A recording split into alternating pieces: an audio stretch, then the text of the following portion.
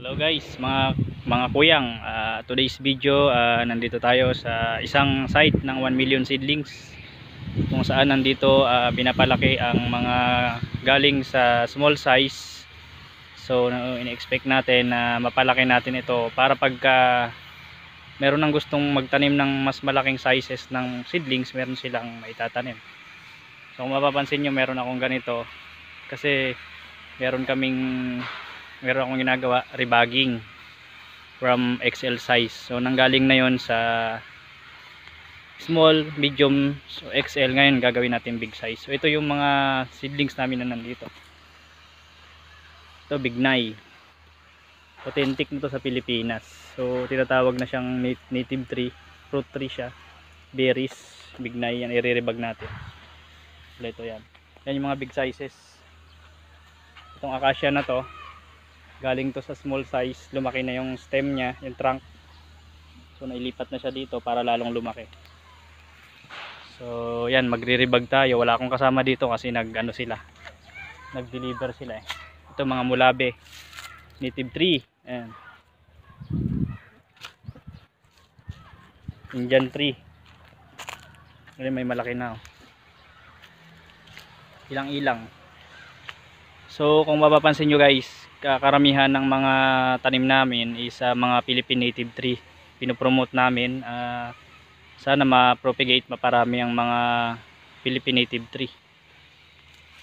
So ayun, magre-rebag muna tayo.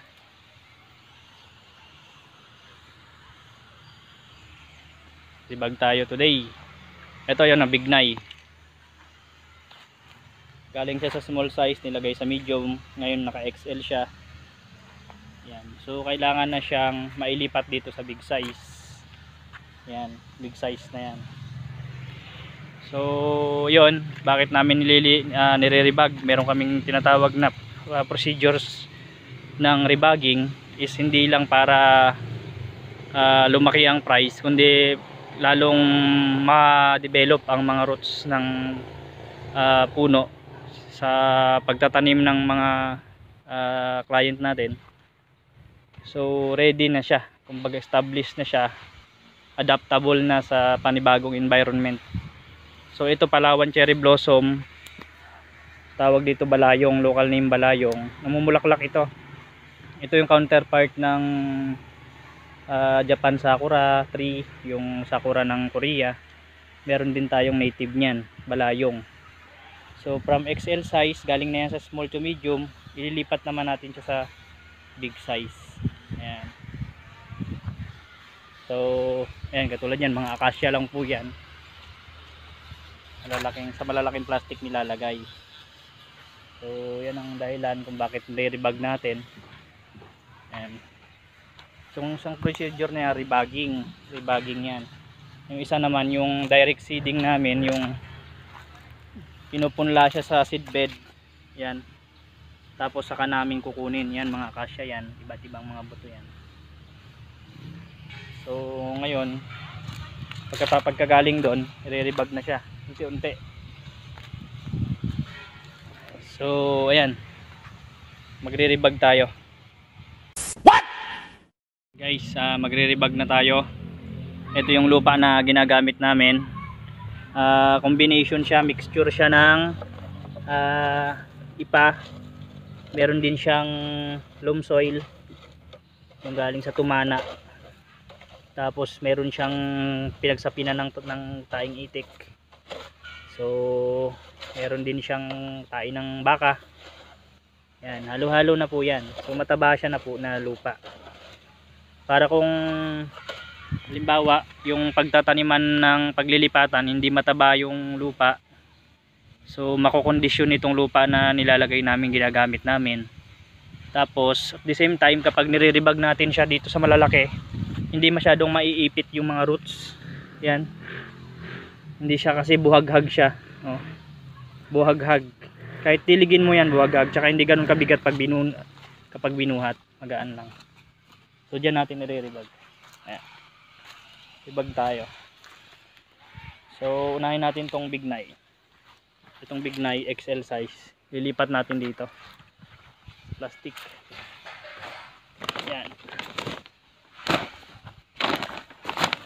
ililipat natin dito sa plastic na to. Magiging finished product niya ito yon, tubig na ito. So ito, pagka nakalipat na siya sa ganito, nakaribag na, pwede na siyang lumaki ng hanggang 10 feet or higit pa na. Tapos yung trunk niya, yung caliper niya, aabutin na to ng mga around 3 inches caliper dito sa plastic na to. Yan.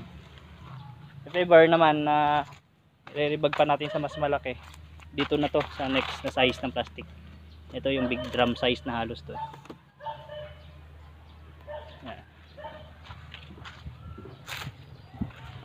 Rebag muna tayo. Rebag muna tayo guys.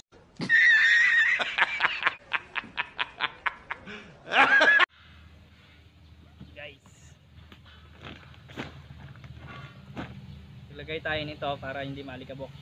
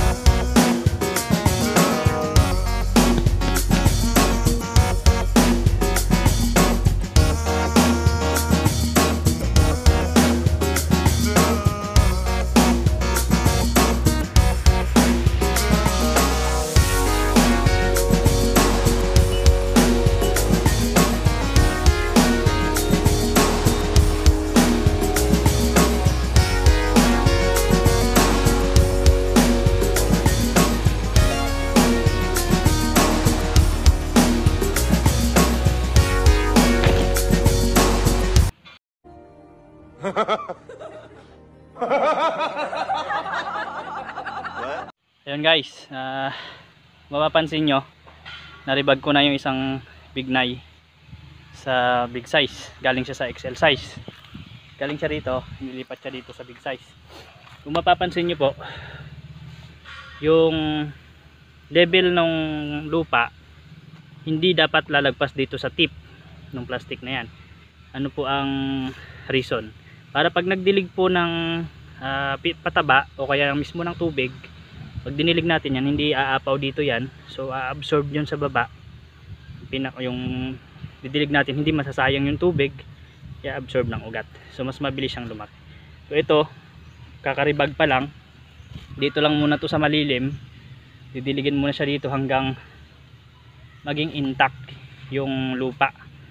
Kapag ka mga around 5 to 7 days na, pwede na yan ilipat kahit direct sunlight na yan. So magsusurvive na siya, doon natin lalagay. Yan. Ayan, marami pa akong riribag. Palawan cherry blossom. Yun yung lupa natin. So yun lang muna for today's video. Sa susunod ibang puno naman ang i-rebag natin. Thank you.